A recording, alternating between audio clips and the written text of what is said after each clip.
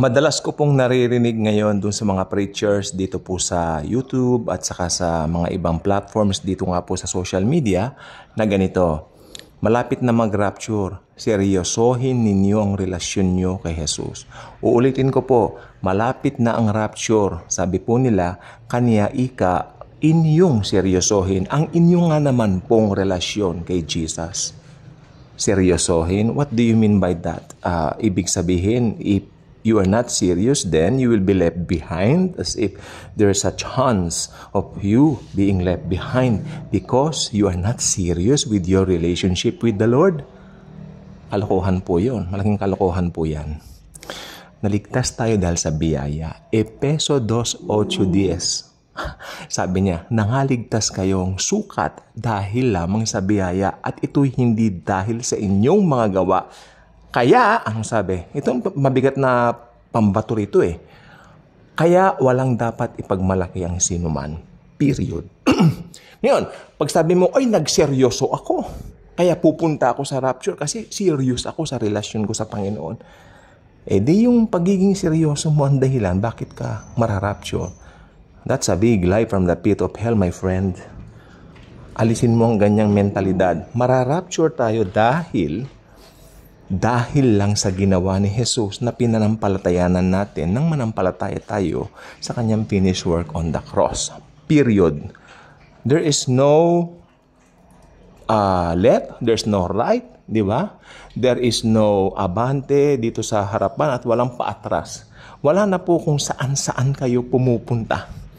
Basta, right na tayo sa paningin ng Diyos because of what Christ has done on the cross. Mahirap po bang unawain ito?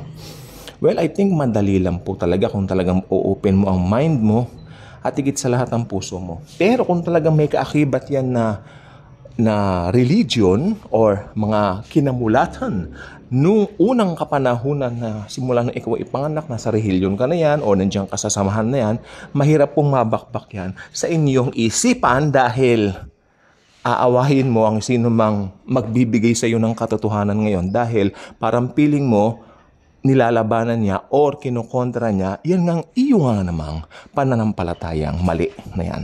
Okay? So kung mali ang pananampalataya mo, tanggapin mo ito.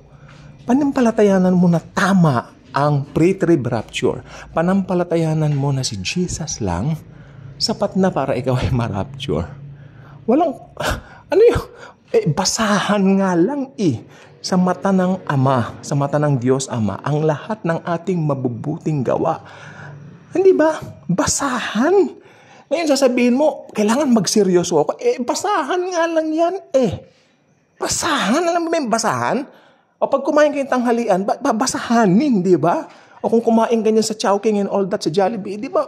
Pagkatapos babasahanin ng waiter para luminis. Basahan. Pagmamalaki mo, nagseryoso ako kaya mararapture ako. Pagmamalaki mo yung basahan sa harapan ng Diyos. My God, what is that? Tapos kailangan daw magpakabanal. Hindi raw totoo yung once saved, always saved. Ba't binabanatan niya yung once saved, always saved? Ayan po ang katotohanan ng Biblia.